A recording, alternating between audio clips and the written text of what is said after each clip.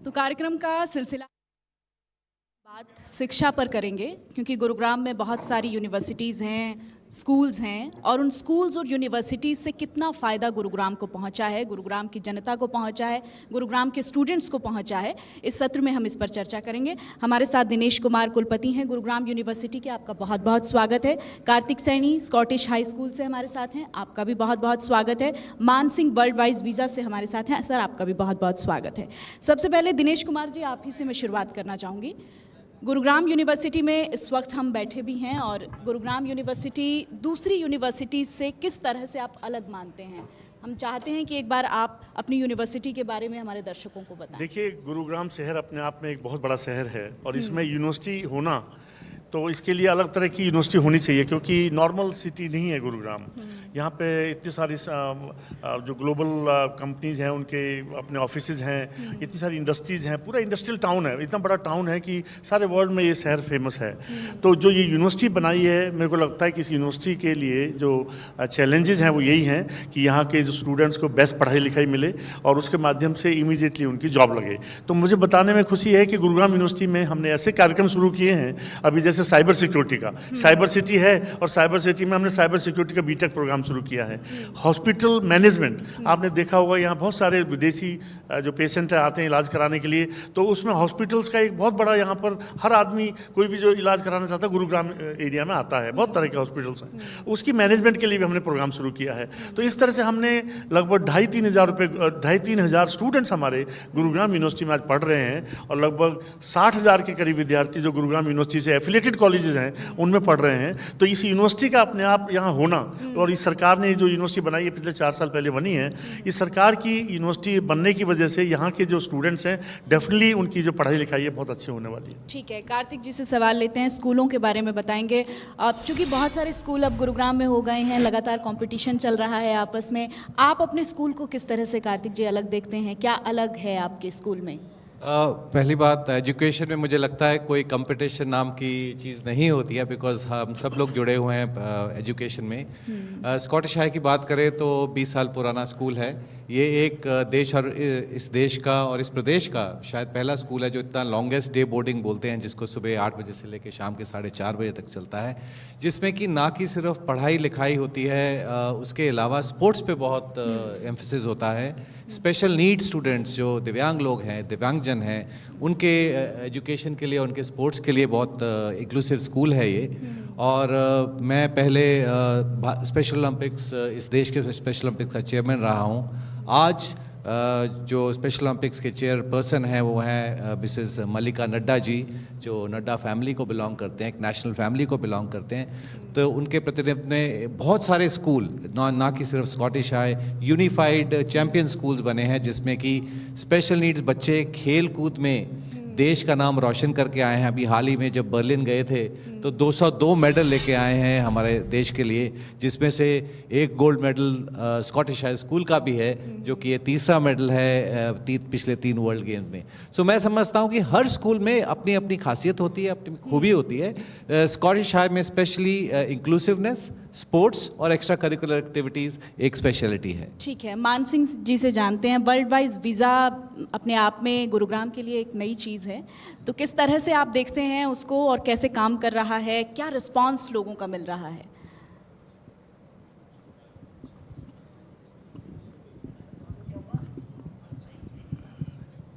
Sir, ये मैं अपना मान सिंह गुलिया, गुरुग्राम सेक्टर 14 में वीज़ा वर्ल्ड वाइज नाम से मेरा ऑफिस है। मेरी बेटी वकील है ऑस्ट्रेलिया में, और मैं गुड़गांव के पैतृक निवासियों के लिए मेरी जो ऑफिस खोला हुआ है, किसी बच्चे से भी 1 रुपया चार्ज नहीं करेंगे, फ्री ऑफ कॉस्ट। जो हवाई जहाज़ का किराया या यूनिवर्सिटी की फ़ीस लगेगी वो देनी पड़ेगी, हमारा कोई चार्ज नहीं होगा। क्योंकि इस काम में बहुत धांधलीबाजी थी पहले, मतलब बच्चों के पेरेंट्स के खाल उतार लिया करते, इतने ये कबूतरबाजी इसी काम में थी पहले। तो हमने वो सारा काम दूर करके अपना बिल्कुल साफ़ सुथरा काम किया है। और मैं चाहूँगा कि किसी का भी रिलेटिव हो, गुड़गांव का निवासी हो पैतृक, उसके लिए कोई चार्ज नहीं करेंगे हम। सब ठीक है, फ्री। ये अच्छी बात है, बहुत अच्छी बात है और गुरुग्राम के स्टूडेंट्स को निश्चित तौर पर इससे फ़ायदा होगा। दिनेश जी, अब इस वक्त चूंकि एडमिशन्स का टाइम है, जी क्या लग रहा है आपको गुरुग्राम यूनिवर्सिटी को लेकर कितना रुझान है स्टूडेंट्स का, आवेदन को लेकर क्या स्थिति है देखिए, इस वक्त? हमारे यहाँ पर 1680 के करीब एडमिशन्स, फ्रेश एडमिशन्स होते हैं और लगभग 7000 बच्चों ने अभी अप्लाई किया है। अभी जो मान सिंह जी बता रहे थे, बहुत सारे स्टूडेंट्स को विदेश भेज रहे हैं, उस वजह से थोड़ी परेशानी सब जगह है। लेकिन गुरुग्राम यूनिवर्सिटी में अपने आप में ये बहुत बड़ा कंपटीशन है और स्टूडेंट्स यहाँ पे चाहते हैं कि एडमिशन लेना। उसके दो रीज़न है, एक तो क्वालिटी एजुकेशन तो वही है, और हमारी जो फीस है यूनिवर्सिटी की, जो फीस है कंपेयर टू अदर यूनिवर्सिटीज़ बहुत कंपेरेटिव बहुत कम है। और हमने यूनिवर्सिटी में एक और अरेंजमेंट किया है, यदि किसी बच्चे का एडमिशन हो जाता है और वो फीस देने में, जो भी थोड़ी बहुत फीस भी है उसको देने में सक्षम नहीं है, तो उसके लिए भी हमने अरेंजमेंट ऐसे किए हैं। डोनर्स हैं हमारे पास में, संस्थाएं हैं जो गरीब बच्चों को पढ़ने से, उनके लिए पढ़ाई लिखाई उनकी फीस की वजह से नहीं रुकेगी। तो मैं समझता हूँ एक बहुत बढ़िया एक एवेन्यू है गुरुग्राम यूनिवर्सिटी, जो बच्चों को पढ़ाई लिखाई के लिए अपने सोचना चाहिए। ठीक है, यूनिवर्सिटी की तरफ से अच्छा कदम है। दिनेश जी देखिए, बहुत पेरेंट्स को शिकायत होती है फीस की वृद्धि को लेकर। लगातार हम देख रहे हैं कि अपोज किया जाता है, आप लोगों तक बातें आती हैं परिजनों की तरफ से कि फीस बहुत ज़्यादा है। कोरोना काल में हमने देखा कि शिक्षा का पूरा स्ट्रक्चर एक तरीके से बदल गया। उसके बाद, कोरोना काल के बाद और कोरोना काल से पहले, आप अपने स्कूलों में जो पेरेंट्स हैं, जो स्टूडेंट्स की सिचुएशन है, उसको किस तरह से देखते हैं? आपने बहुत ही अहम सवाल पूछा। मैं सिर्फ इतना बताना चाहूँगा कि इस प्रदेश की सरकार जो है वो हमेशा lead by example, and example is at home से लीड करती है। जो पॉलिसीज़ बनी हैं गवर्नमेंट की तरफ से वो इतनी अच्छी हैं। जब भी कोविड हुआ तो इमीडिएटली एक पॉलिसी दी गई जिसमें कि फ़ीस घटाने का एक ऑर्डर दिया गया, जो मैं समझता हूँ कि बहुत एक अच्छा ऑर्डर था। अपने स्कूल की एग्जाम्पल देता हूँ तो 40 से 50% फीस कम कर दी गई। उसी तरीके से दूसरी पॉलिसीज़ जो है, न्यू एजुकेशन पॉलिसी केंद्र सरकार की है, जो स्टेट ने अडॉप्ट की है। The state's leadership in bureaucracy as well as in the ministry is giving policies ऐसे बना रही हैं जो कि ऑलरेडी इम्प्लीमेंट कर चुके हैं। EWS पॉलिसी जो है बहुत स्ट्रिक्ट इम्प्लीमेंटेशन हो रहा है हमारे इस प्रदेश में। हर स्कूल में स्टेट गवर्नमेंट की तरफ से, एजुकेशन डिपार्टमेंट की तरफ से, डिस्ट्रिक्ट एजुकेशन और डायरेक्टर एजुकेशन की तरफ से एग्ज़ाम्स हो रहे हैं, स्कूल्स एलोकेट हो रहे हैं। जो बच्चे फीस नहीं दे सके उनको एब्सोल्युटली फ्री पढ़ाया जा रहा है और हर स्कूल में हो रहा है, अच्छे अच्छे स्कूल में हो रहा है। तो मैं समझता हूँ कि ये एक प्रगति का साइन है। This is a good sign of progress for people who can not afford, जो अफोर्ड नहीं कर पा रहे अच्छे स्कूल्स को।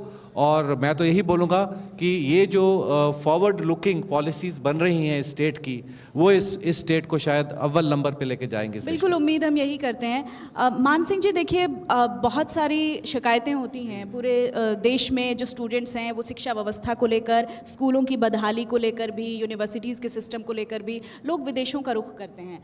आप कि कौन सा ऐसा फैक्टर देखते हैं, क्योंकि स्टूडेंट्स वर्ल्ड वाइज वीज़ा के लिए आपके पास आते हैं, तो क्या कोई असंतुष्टि है सिस्टम को लेकर, क्योंकि लगातार कोशिश हो रही है एजुकेशन सिस्टम को कैसे बेटर बनाया जाए, तो ऐसा कौन सा फैक्टर है जो विदेशों की तरफ ले जा रहा है बच्चों को?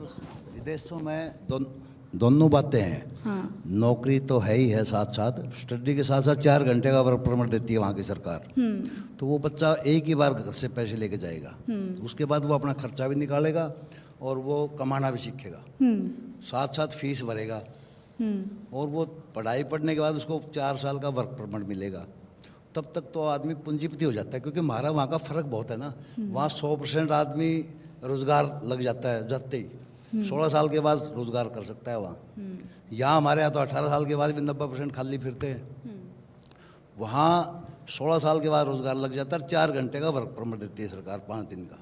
दिनेश जी, जिस तरह से बता रहे हैं अभी मान सिंह जी, बहुत कोशिश हो रही है इस फर्क को पाटने की, जी। कि इसको किसी ना किसी तरह से कम किया जाए, इस को नैरो किया जाए। लेकिन कोशिश होने के बावजूद भी बच्चे जो है विदेशों की तरफ रुख कर रहे हैं। आप चूंकि यूनिवर्सिटी चला रहे हैं, यूनिवर्सिटी के वाइस चांसलर हैं, पूरा सिस्टम देख रहे हैं, ऐसा क्या चूक है, ऐसे क्या लूप हॉल्स हैं जिसकी वजह से ऐसा हो रहा है? देखिए, समहाउ हुआ क्या कि पहले जो हमारी जो पढ़ाई लिखाई थी, शिक्षा नीति ऐसी थी कि केवल डिग्री मिलती थी और वो लोग एम्प्लॉयबल नहीं थे, उनको जॉब नहीं लग पाती थी क्योंकि वो उस लायक नहीं थे। तो हमारी जो एनईपी जो अभी आई है नई एनईपी 2020, उसके माध्यम से सरकार ने जो इनिशिएटिव लिए हैं, खासकर कि जो बच्चा जो पढ़ते पढ़ते उसको स्किल भी उसकी एनहेंस होगी, और खाली एक डिग्री नहीं, कई बार क्या है कि एक डिग्री में एडमिशन ले लिया लेकिन उसका इंटरेस्ट किसी और सब्जेक्ट में भी है तो वो सब्जेक्ट भी वो माइनर डिग्री के थ्रू पढ़ सकता है। इस तरह की जो इनको फ्रीडम मिली है एनईपी 2020 के माध्यम से, मेरे को लगता है कि आने वाले समय में जो हमारे देश की पढ़ाई लिखाई है वो विदेशों से मच बेटर होगी, और ये इसके ऊपर लगाम लगेगी यदि एनईपी। और हरियाणा में तो देखो एनईपी 2020 को लागू करने के लिए हमारे मुख्यमंत्री जी ने बहुत इनिशिएटिव लिए हैं। सरकार सेंट्रल गवर्नमेंट तो 2030 तक इसको लागू करने के लिए सोच रही है, लेकिन हरियाणा में ये 2025 तक सबसे पहला हरियाणा एक स्टेट ऐसा बन रहा है कि जो एनईपी 2020 को लागू कर रहा है। तो मेरे को ऐसा लगता है कि जब एनईपी लागू हो जाएगी उसके बाद स्किल बेटर हो जाएगी, बच्चों की क्वालिटी बेटर होगी, और जो आने वाले समय में जो नौकरियां हैं, जो इंडस्ट्रीज को जो जिस तरह का हुनर की जरूरत है वो उनको हुनर मिल पाएगा। ठीक है। कार्तिक जी, देखिए हमने देखा, मैं कोरोना काल का जिस तरह से जिक्र कर रही थी, सब कुछ डिजिटल हो गया है, बच्चे अब मोबाइल फ़ोन से पढ़ाई करने लगे हैं, साथ ही साथ बहुत सारी दिक्कतें भी आने लगी हैं। जितने हम गैजेट्स के साथ फेमिलियर हो रहे हैं उतना ही गैजेट्स हमारा नुकसान भी कर रहे हैं। तो आप इस दिशा में किस तरह से देख रहे हैं स्कूलों की शिक्षा को, जो बहुत ज़्यादा टीचर्स से दूर और मोबाइल के करीब आ गई? बिल्कुल, मैं पर्सनल लेवल पे तो बिल्कुल ओल्ड स्कूल थॉट हूँ। एक फ़ौजी हूँ, 20 साल देश के लिए यूनिफॉर्म में काम किया है। मैं समझता हूँ और बिलीव करता हूँ, और मेरे साथ बहुत साथी हैं स्कूल में जो बिलीव करते हैं कि जो गैजेट्स हैं वो एक सपोर्ट सिस्टम हो सकते हैं, एक साधन हो सकती हैं, पर वो वे ऑफ लाइफ नहीं हो सकती। आज जो बच्चा एक हरिद्वार में जाके या किसी रिवर क्रॉसिंग में जाके राफ्ट बना के क्रॉस करता है, पहाड़ चढ़ता है, दौड़ता है, हॉर्स राइडिंग घुड़सवारी करता है, वो एक वर्चुअल एनवायरनमेंट में बैठ के नहीं सीख सकता। तो जो वाटर एलिमेंट्स हैं, वाटर, अर्थ, एयर, ये एलिमेंट्स को फील करना ज़रूरी है। तो आपके जो सवाल का जवाब यही है कि गैजेट्स और इंफॉर्मेशन टेक्नोलॉजी एक साधन है, एक सपोर्ट सिस्टम है सीखने का, ढूंढने का, नॉलेज ढूंढने का, मगर जो एक्सपीरियंशियल नॉलेज है वो सिर्फ ग्राउंड पे जाके आती है, वो गांव में जाके आती है, वो रिवर्स और पहाड़ों में जाके आती है। बिल्कुल सही कहा आपने, क्योंकि जो प्रकृति हमें सिखा सकती है वो मोबाइल, जो हमारे कैमरे कैद नहीं कर सकते, वो हमारी आंखें कैद कर सकती हैं। और इस पर बच्चों को सोचने की ज़रूरत है, क्योंकि हम बहुत ज़्यादा टेक्निकल फ्रेंडली होने के चक्कर में, सोशल मीडिया से फ्रेंडली होने के चक्कर में हम अपनी मूल ज़िंदगी को खोते चले जा रहे हैं। दिनेश जी, एक बहुत अहम सवाल है, और वो सवाल है प्लेसमेंट्स को लेकर, क्योंकि हर बच्चा ये सोचता है कि वो अच्छी पढ़ाई करे और उसे अच्छी प्लेसमेंट्स मिले। आपकी यूनिवर्सिटी में इसको लेकर क्या सिचुएशन है? देखिए, हमारी प्लेसमेंट मैं ये तो नहीं कहता कि बहुत हाई है, लेकिन जो एलिजिबल बच्चे होते हैं लगभग उसमें से 70 से 75% लोग प्लेस हो रहे हैं, बच्चे प्लेस हो रहे हैं। और अच्छी बात ये थी कि लास्ट ईयर तो एक लड़के की जो जॉब लगी 80 लाख रुपए उसका सालाना पैकेज तक की जॉब लगी।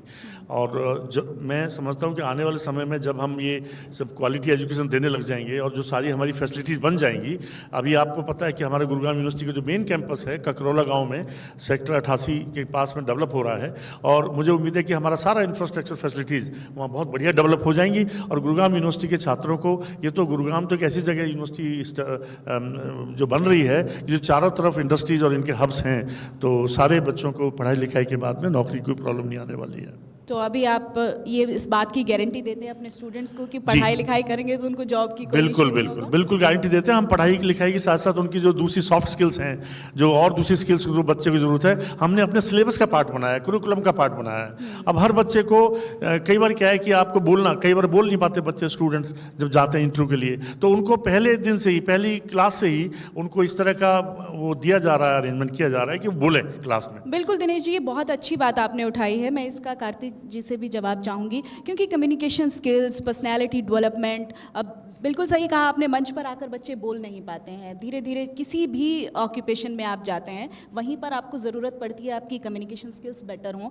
तो आपके स्कूल में एक्स्ट्रा एक्टिविटीज़ को लेकर किस तरह से आप लोग कोशिशें कर रहे हैं, क्योंकि पढ़ाई के साथ साथ बच्चे का चहुमुखी विकास हो, ये एक स्कूल की अपनी एक ड्यूटी बनती है। एब्सोल्युटली जी, हर स्कूल को भी ये करना चाहिए और करते भी होंगे, मैं समझता हूँ। तो स्कॉटिश हाई में हम लोग ना कि सिर्फ पढ़ाई लिखाई, बल्कि स्पोर्ट्स, शिवलरी, कम्युनिकेशन, कंपैशन, आज के दिन में हमारे पास 1.2 मिलियन 12 लाख दिव्यांगजन हैं जो कि स्पोर्ट्स में हैं, एथलीट्स हैं, जो कि compete करना चाहते हैं, कल वो जॉब्स में आएंगे। हरियाणा सरकार ने उनको जॉब्स भी ऑफर किया है, कोटा भी ऑफर किया है, उनको पेंशन भी मिलती है। तो ये सब तभी होगा अगर बाकी के जो बच्चे हैं वो सेंसिटाइज होंगे। तो सेंसिटाइजेशन ऑफ पर्सन्स, उनको कम्युनिकेशन स्किल्स, टैलेंट्स, शिवलरी, सच बोलना, ब्रेवरी दिखाना, एडवेंचरिज्म करना, एस्पिरिट डी कोर, फौज के लिए, देश के लिए, एनसीसी के लिए प्रोत्साहित करना, ये सारी चीज़ें मुझे लगता है मैम के इस मंच पे एक स्कॉटिश है जैसे स्कूल हों, गुरुग्राम यूनिवर्सिटी जैसे यूनिवर्सिटीज़ हों और वीज़ा वर्ल्ड वाइड जैसे प्लेसमेंट एजेंसीज हों, तो हमारे बच्चे पढ़ लिख कर दुनिया में क्या इंडिया को दुनिया के फ्रेम में लेके चले जाएंगे। बिल्कुल, गुरुग्राम को देखिए, गुरुग्राम की जो मिट्टी है वो तो उपजाऊ नहीं मानी जाती, लेकिन शिक्षा के क्षेत्र में हम कह सकते हैं कि एक अच्छी उपज हो रही है आप लोगों की कोशिशों की वजह से। मान Singh ji, world wide visa को लेकर, क्योंकि अभी तक लैक ऑफ नॉलेज भी है लोगों में, बहुत सारे लोग नहीं जानते हैं इस बारे में कि आप लोग इस तरह का काम कर रहे हैं, आप प्लेसमेंट्स बच्चों को ये बताने के लिए मैडम आपको तकलीफ दी, हम यहाँ आए हैं बताने के लिए बच्चों को। गुड़गांव के बच्चे बहुत आगे तक जाएं, हमारी ये सोच है। हमारी कोई अपना पर्सनल हित पूरा करने के लिए ऑफिस नहीं बना रखा, पब्लिक को, गुड़गांव के लोग आगे पहुँचे पढ़ाई करके। जैसे वहाँ जाके जो ऑस्ट्रेलिया चले जाएगा पढ़ने के लिए, उसको तो सारे काम, उसकी नौकरी भी लग जाएगी जाते ही, वो पढ़ाई में भी इंटरेस्ट बन जाता है। फिर बच्चे का इंटरेस्ट बन जाता है। अगर 60-70% का बच्चा है तो वो 90% तक पहुंच जाता है वहाँ जाके। दिनेश जी, मैं आपकी यूनिवर्सिटी के बारे में जिस तरह से हमारा रिसर्च रहा, तो उसमें आप लोग हेल्थ पर भी बहुत कॉन्शियस हैं। फिजियोथेरेपी का एक डिपार्टमेंट आपका चलता है, किस तरह से वो डिपार्टमेंट काम करता है आप बताइए। नहीं, हमारा फिजियोथेरेपी डिपार्टमेंट बहुत बढ़िया है, बहुत अच्छा काम कर रहा है। मैं तो बताना चाहूँगा कि जो फिजियोथेरेपी डिपार्टमेंट है उन्होंने अपनी एक सर्विस बाहर के लोगों के लिए भी दी है।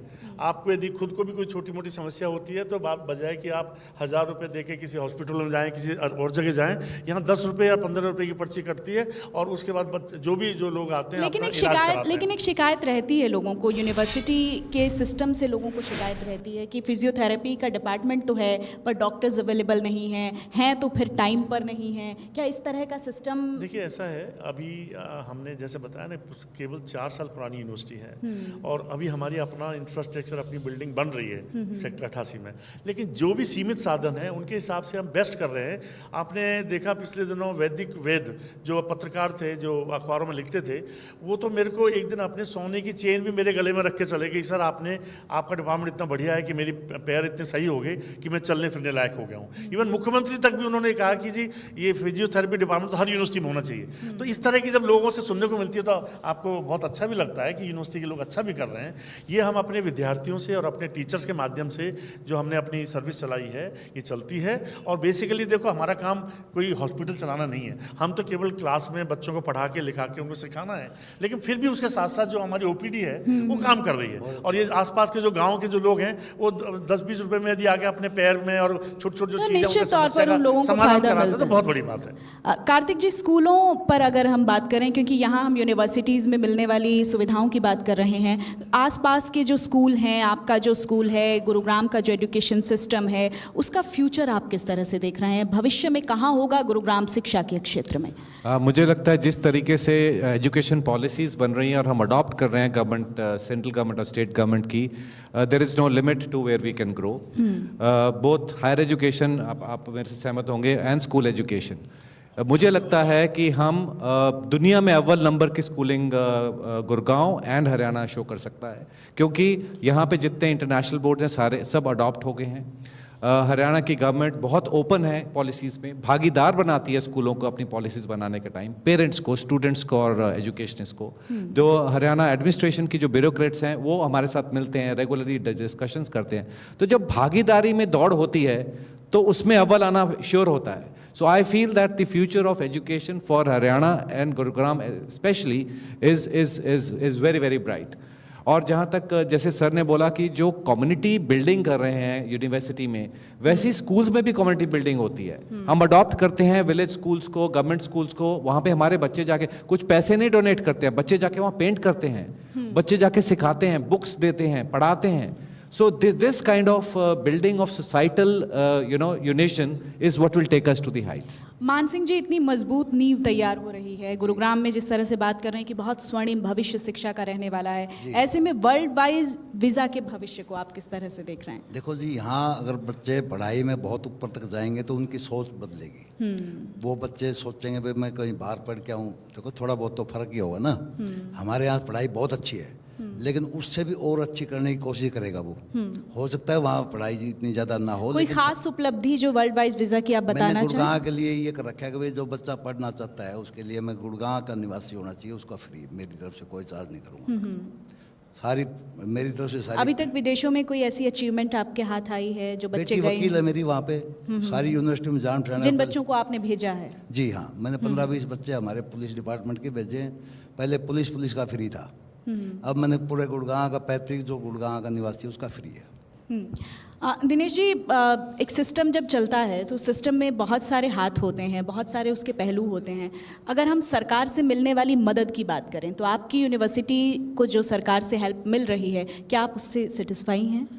देखिए, सरकार अपने हिसाब से बजट बनाती है और सभी यूनिवर्सिटीज़ को बजट देती है, लेकिन हम तो ये चाहते हैं कि इस यूनिवर्सिटी को एक ऐसा यूनिवर्सिटी बनाए कि सरकार से पैसे लेने की जरूरत ही ना पड़े। शुरू में देखो, जब बिल्डिंग इंफ्रास्ट्रक्चर बनेगा तो जरूर जरूरत पड़ती है, लेकिन सेल्फ सफिशिएंट हम होना चाहते हैं। और इस यूनिवर्सिटी को, क्योंकि गुरुग्राम की यूनिवर्सिटी है, कोई डिमांड जो कोई खास चीज़ जो आप इस मंच से, इंडिया न्यूज़ हरियाणा के मंच से कहना चाहते हैं? अभी हमारी जो यूनिवर्सिटी बन रही है, तो मैं समझता हूँ कि जो मेट्रो की कनेक्टिविटी यदि हमारी यूनिवर्सिटी के पास में से निकले और वहाँ पर उसका स्टेशन बने तो यूनिवर्सिटी के विद्यार्थियों के लिए बड़ा फायदा होगा। आप जानते हैं कि दिल्ली से और आसपास से जो बच्चा आता है मेट्रो ट्रेन बहुत यूज़ करता है, और यदि जो ट्रांसपोर्ट की फैसिलिटीज़ हैं, यदि हमारी यूनिवर्सिटी के नए कैंपस के साथ साथ वो खुलने लग जाएं, तो हमें यूनिवर्सिटी को जैसे यहाँ से वहाँ जाने के लिए यही कठिनाई हो रही है कि बच्चे वहाँ से कैसे आएंगे। कनेक्टिविटी इशू यदि हमारी सरकार मदद करेगी, मेरे को लगता है कि ऑलरेडी शायद उनके मन में है, लेकिन आपके मंच के माध्यम से और मैं याद दिलाना चाहता हूँ कि यदि इसमें हमें हेल्प मिलती है तो ये यूनिवर्सिटी के लिए बहुत बड़ी बात होगी। ठीक है कार्तिक जी, कनेक्टिविटी का जिक्र किया क्योंकि आपके आसपास के जो स्कूल्स हैं वहाँ पर भी बच्चे मैं देखती हूँ कि गांव देहात से आते हैं। गांव देहात के बच्चों को एक अर्बन सिस्टम में ढलने में थोड़ा वक्त लगता है, तो आप कैसे उन बच्चों में बैलेंस बनाकर चलते हैं? क्योंकि गांव में ज़रूरतें लोगों की कम होती हैं, एक्सपोजर बहुत कम होता है, लेकिन कोशिश करते हैं प्रतिस्पर्धा की कि एक अर्बन एरिया के बच्चों से हमारे बच्चे किसी भी लिहाज में कम ना रहें। तो आप उसको किस तरह से देखते हैं, कैसे वो संतुलन बनता है ग्रामीण बच्चों और शहरी बच्चों के बीच में? मैम, उसका बहुत ही सिंपल सोल्यूशन है कि तभी ये हो सकता है जब बाकी के जो स्टूडेंट्स हैं वो सेंसिटाइज्ड हो। तो जब हमारे पास EWS के लोग आते हैं, 25% you have to have reservations for EWS, which is very good, I wish it was more. तो जब ये बच्चे आते हैं तो उनके लिए कोई अलग क्लासरूम, उनके लिए कोई अलग टाइमिंग, अलग टीचर नहीं होता है, उनको सबको बांट के उसी क्लासरूम में बैठाते हैं। तो जब बच्चे दोस्ती कर लेते हैं आपस में तो फिर उसमें कोई भी भेदभाव नहीं रहता है कभी भी। जब वो कैंप्स पे जाते हैं, ट्रिप्स पे जाते हैं, तो ये बच्चे साथ जाते हैं। एक 0 रुपी पॉलिसी है मेरे स्कूल में for EWS children. 0 rupee policy का मतलब कि उनको कुछ भी चीज का खर्चा करना, सिर्फ पढ़ाई का नहीं, वो स्कूल देगा। तो इससे वो बीच में एक बैरियर आता ही नहीं है। जब वो इकोनॉमिक बैरियर नहीं आता है तो फिर ये घुल मिल जाते हैं, ग्राउंड में एक साथ खेलते हैं, एक साथ परफॉर्म करते हैं। तो जब एक यूनिशन हो जाए, परफॉर्मेंस एक साथ हो जाए, तो ऑब्वियसली सारा भेदभाव निकल के, and you have to believe me that some of them are toppers. Sports में भी और पढ़ाई में भी ये टॉप करते हैं। इनको कंधों पर उठा के लेके जाते हैं बाकी के बच्चे, जैसे बाकियों को ये लेके जाते हैं। तो इस तरीके से मुझे लगता है जब 12-14 साल इकट्ठे रह के इस तरीके की उनको एजुकेशन दी जाए तो ये सारा का सारा जो सोशल स्टिग्मा है ये निकल जाता है। मान सिंह जी, जिस तरह से देख रहे हैं हम, सोशल स्टिग्मा की बात कर रहे हैं, कुछ बैरियर्स की बात कर रहे हैं, आप बच्चों को विदेश में भेजते हैं, अच्छी अच्छी जगहों पर प्लेसमेंट्स होती हैं, ऐसे इंडिया में किस तरह के बैरियर्स आप मानते हैं बच्चों के आड़े आते हैं जो कहीं ना कहीं एजुकेशन सिस्टम को कमज़ोर करते हैं? देखो सुनो, इंडिया में ना ये जो प्राइवेट स्कूल हैं ये काफ़ी महंगे हैं। देखो उनकी मजबूरी है, सारी सुविधा देते हैं तो महंगे तो होंगे ही वो। और वो महंगे स्कूल को जो देहात के बच्चे हैं उन स्कूलों में अफोर्ड नहीं कर सकते, तो उन बच्चों को वहीं पे सरकार थोड़ा मोटिवेशन का कोई इंतजाम करे। सरकारी स्कूलों में बहुत गरीब बच्चे भी हैं ना, जो एजुकेशन बहुत आगे हैं वो, लेकिन वो शहर में नहीं जा सकते, खर्चा अफोर्ड नहीं कर सकते वो। तो उसमें थोड़ा सरकार को थोड़ा आगे आना चाहिए उन बच्चों के लिए। जो होशियार बच्चे हैं उनके लिए तो कुछ ना कुछ करे ना सरकार। और हमारी ये मेथड है कि जो बच्चा चाहे गरीब घर का भी है ना, वैसे खर्चा बहुत लगता है वहाँ। 25-30 लाख रुपए तो माँ बाप को खाते में दिखाने पड़ते हैं बाहर जाने के लिए, और 8 से 10 लाख रुपए उनको हवाई जहाज़ का टिकट, इंश्योरेंस और 6 महीने की फीस, ये तो माँ बाप को पे करनी पड़ती है ना। तो ये थोड़ा टाइट है पोजीशन। बच्चा अगर होशियार है तो हम उसको दूसरे हिसाब से भी, अगर जॉब का तो अभी वहाँ सिस्टम बना नहीं है अभी, क्योंकि जॉब लग के यहाँ से नहीं जा सकता। ठीक है, हाँ, ठीक है। दिनेश जी से मैं सवाल ले लेती हूँ। दिनेश जी देखिए, जो इस वक्त आपका पाठ्यक्रम चल रहा है, जो संचालित पाठ्यक्रम है, उसमें किसी तरह के चेंजेस हैं? क्या देखते हैं आपकी, किस चेंजेस की ज़रूरत है जो पाठ्यक्रम इस वक्त है स्टूडेंट्स के लिए? ज़रूरी सवाल है। जैसा मैंने बताया आपको कि NEP 2020 हमारी सरकार ने लागू कर दी है, तो हमने भी अपने विश्वविद्यालय में, अपनी यूनिवर्सिटी में NEP 2020 लागू कर दी है, और अगले साल से हम सारे जो एफिलिएटेड कॉलेजेस हैं उनमें भी NEP 2020 लागू कर देंगे। और इस जो NEP 2020 का फ़ायदा ही ये है कि इसमें बहुत सारे कंपोनेंट हैं, खाली नॉर्मल पढ़ाई नहीं है, इसमें स्किल का कंपोनेंट है, इसमें वैल्यू एडिशन का कंपोनेंट है, इसमें एक्स्ट्रा करिकुलर जो है उनके एक्टिविटीज़ का कंपोनेंट है, और कई तरह की फ्रीडम है। आप कभी भी छोड़ सकते हैं पढ़ाई, कभी भी अंदर जा सकते हैं, डिग्री वेरिंग प्रोग्राम के हिसाब से डिग्री कर सकते हो, जॉब लग जाए तो बीच में ब्रेक ले सकते हो। तो कई तरह की जो सुविधाएं इस NEP 2020 के माध्यम से मिली हैं, हमने अपना सिलेबस, अपना करिकुलम उसी हिसाब से डिज़ाइन करना शुरू कर दिया। ठीक है कार्तिक जी, बहुत संक्षेप में मैं चाहूँगी क्योंकि वक्त की कमी है हमारे पास, आप हमारे मंच से अपने स्टूडेंट्स को, गुरुग्राम में जो बच्चे पढ़ रहे हैं, उनको क्या कहना चाहेंगे? यही कहना चाहूँगा, हर क्षेत्र में अव्वल रहिए, ना कि सिर्फ पढ़ाई में, स्पोर्ट्स में, कंपैशन में, एडवेंचर में, ह्यूमैनिटी में। नेवर लुक बैक, पीछे कभी मत जाइए, दौड़ते रहिए, बढ़ते रहिए। चलिए, बहुत अच्छी बात है। आप तीनों लोगों का बहुत बहुत शुक्रिया, और हम उम्मीद ये करते हैं कि गुरुग्राम का Thank you, madam, शिक्षा बहुत के अच्छा क्षेत्र में भविष्य बहुत स्वर्णिम हो, बच्चे जो हैं वो बहुत बेहतरीन तरीके से आगे बढ़ें और गुरुग्राम का, प्रदेश का और देश का नाम रोशन करें। फिलहाल वक्त एक छोटे से ब्रेक का है, फौरन होंगे हाजिर।